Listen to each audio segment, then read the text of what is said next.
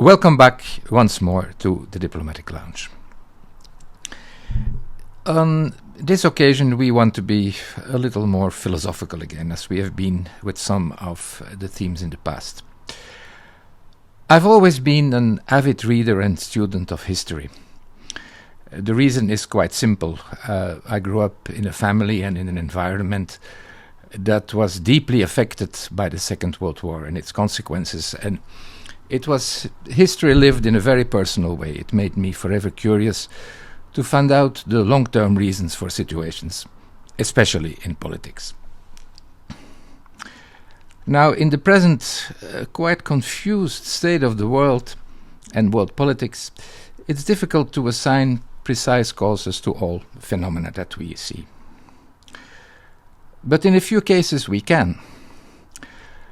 One of the hottest issues of the day is migration and immigration. I'm convinced that the masses of people on the move, escaping poverty or persecution, are simply a reversal of the colonial times.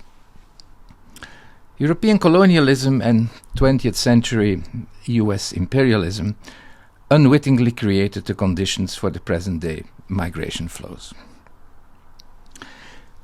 This is easy enough to understand at the southern border of the United States, since the US took about half of the territory of Mexico by force in the middle of the 19th century, on top of which the CIA's meddling in Central America, a century or so later, destabilized that region for good.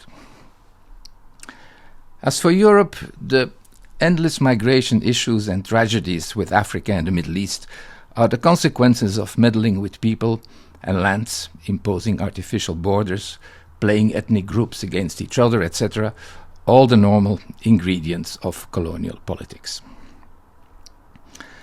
Worst of all, after the end of colonialism in Africa, the European powers failed to create meaningful and mutually beneficial relationship with the newly independent countries. Europe and Africa are close neighbors, but both sides were too short-sighted and often too greedy for short-term benefits from natural resources to make it a good relationship in the long term. As a result, both from Africa and the Middle East, thousands upon thousands of people are on the move. Ongoing wars, consequences of the same politics of the past, making things even worse. Now, it's the long-term consequences of colonial policies coming to bite the former colonizers in the ankles, to name only that body part. Nowhere is this clearer than regarding the United Kingdom, because the British Empire left a terrible mess everywhere where it once existed. I share this opinion with Professor Jeffrey Sachs from Columbia University, whom I greatly admire for his insights and his sense of history and his sense of humor at the same time. He points out that we've come to the end of a very long cycle in history, domination of the world, the domination of the world by Europe and the United States. That cycle started with the voyages of Columbus in 1492 and has now clearly ended. The natural course of history has shifted the center away from the former colonizers and the former imperial power. It would have happened anyway, but of course the confusion, the vindictiveness and the sheer idiocracy in Washington these days are speeding it up. Professor Sachs is right in saying that the colonial/imperial period came with untold cruelties, of which probably slavery was the worst one. But those cruelties are ongoing.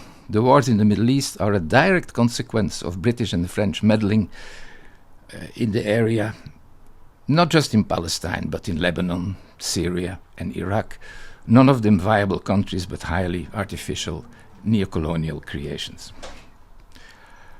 Again, I have no doubt that much of the world's problems today are direct consequences of colonialism. And as migration itself is often the root cause for democracies turning to neo-fascism, the picture is almost complete. But then I have to add another reflection. The African country I know best for having lived and worked there is Ethiopia. It was never really colonized except for the short occupation by Italy's Mussolini and the fascist forces between 1936 and 1942.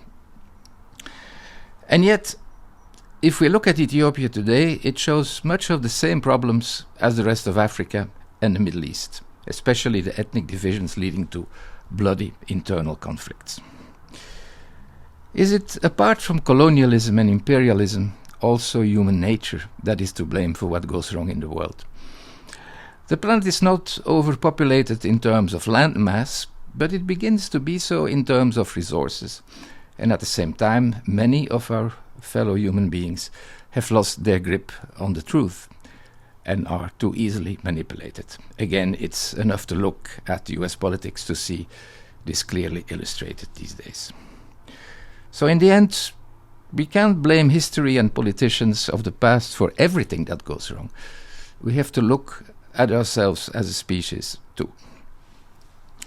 In his largely optimistic vision of the future, Yuval Noah Harari wrote in 2016 that our next evolutionary step may be to go from sapiens to Homo Deus, man as God.